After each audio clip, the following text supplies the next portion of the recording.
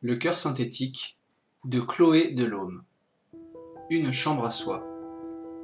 Le cœur d'Adélaïde cogne douloureusement, comme s'il avait été frotté avec du papier de verre. Pour autant, elle sourit en défaisant ses cartons.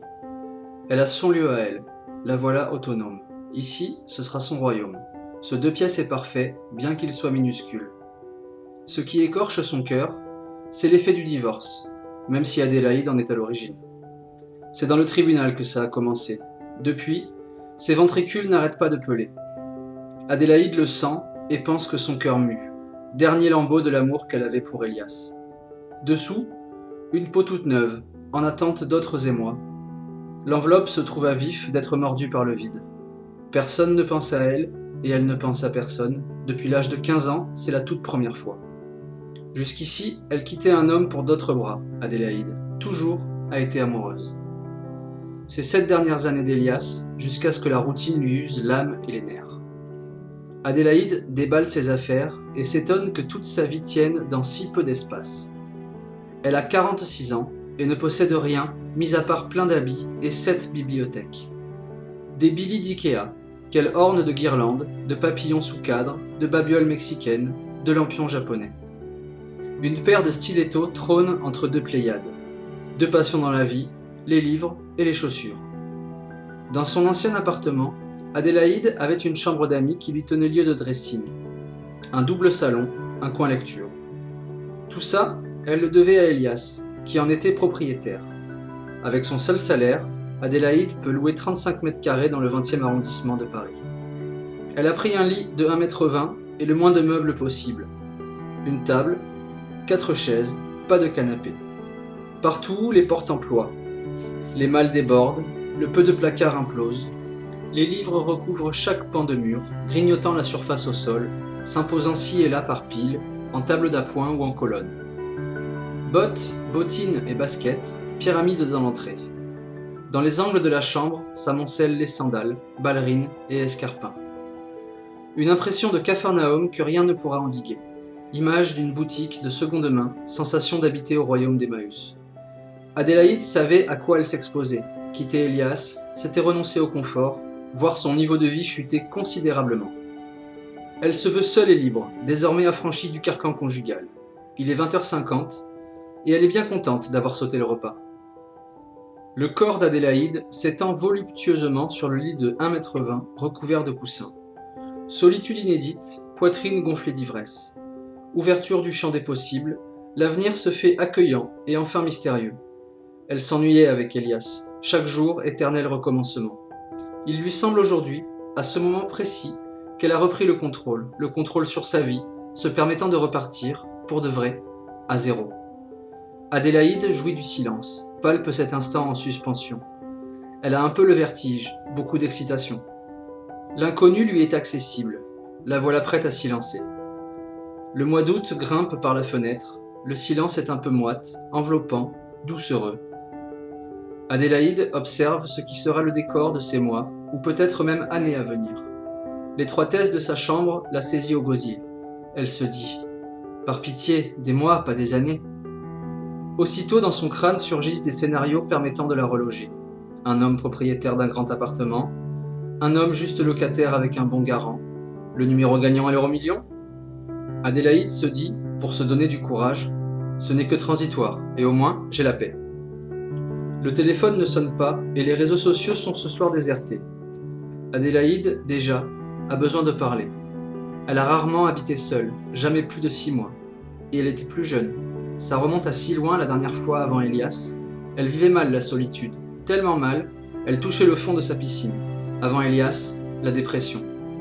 Se retrouver seule avec elle-même ne constitue pas le problème. Le problème, c'est l'absence d'amour.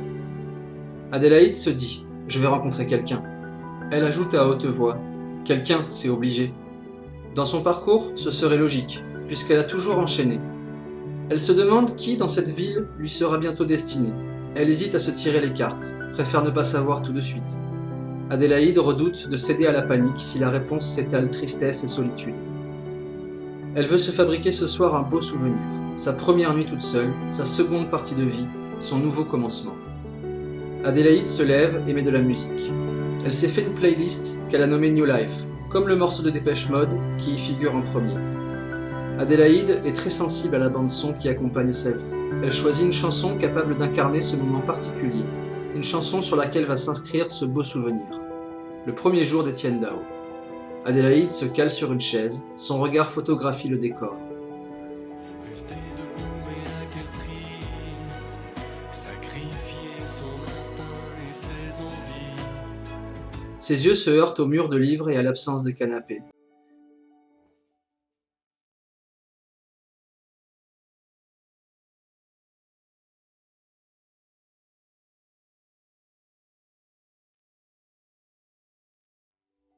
Adélaïde chante comme on prie, et l'espoir repousse les cloisons du minuscule de pièces. Les guirlandes et lampions scintillent, à l'eau multicolore le long des étagères. La pénombre gomme ce qui encombre, par la fenêtre ouverte, la lune vient et sourit. Les muscles d'Adélaïde peu à peu se détendent. Les deux plus grandes causes de stress sont les séparations et les déménagements. Les épreuves achevées, il lui semble que son corps a été roué de coups. Il lui reste une semaine avant de retourner au travail. Elle se dit « Je serai prête » et songe à un bain chaud. Elle aimerait un rituel de purification, baignoire remplie de mousse aérienne et nacrée. Elle convoque les images de toutes les salles de bain qu'elle a eues dans sa vie. Qualité du carrelage, température, pression de l'eau. Combien d'appartements pour combien de compagnons? Ici, c'est une douche d'angle. Elle se glisse dans un triangle aux parois plastifiées. Dans sa tête, ça défile. 8 hommes et un mari. Double vasque, moulure, combien de fois du parquet? L'eau coule et elle se cogne et soudain réalise qu'elle n'a pas de savon. C'est ce dernier détail qui vient de la faire craquer. Adélaïde s'effondre dans le cercueil de plastique. Si elle ne prend pas soin d'elle, personne d'autre ne le fera. Adélaïde ne s'est jusqu'ici que très rarement occupée seule d'elle-même. Elle s'oublie fréquemment, c'est à cause du travail. Adélaïde est attachée de presse dans l'édition. Elle est passeuse, doit convaincre les journalistes d'écrire des papiers sur les livres de son catalogue. Elle doit aussi gérer les écrivains, s'immerger dans leur univers pour le restituer au mieux. Les accompagner lors de leurs interviews et quelquefois de leurs déplacements en librairie ou en festival. Se rendre à des cocktails littéraires. Adélaïde souvent ne sait plus qui elle est, ni parfois ce qu'elle pense, à force d'être devenue, tout le temps, la voix des autres. Adélaïde n'a pas de famille. Tout le monde est mort et elle a dû refuser à chaque fois l'héritage pour ne pas rembourser les dettes.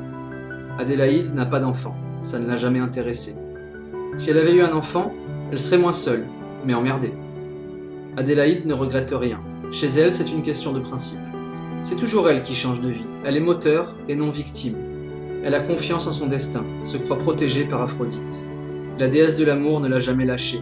Adélaïde est sûre que très bientôt, quelqu'un va venir à sa rencontre. Adélaïde a tort.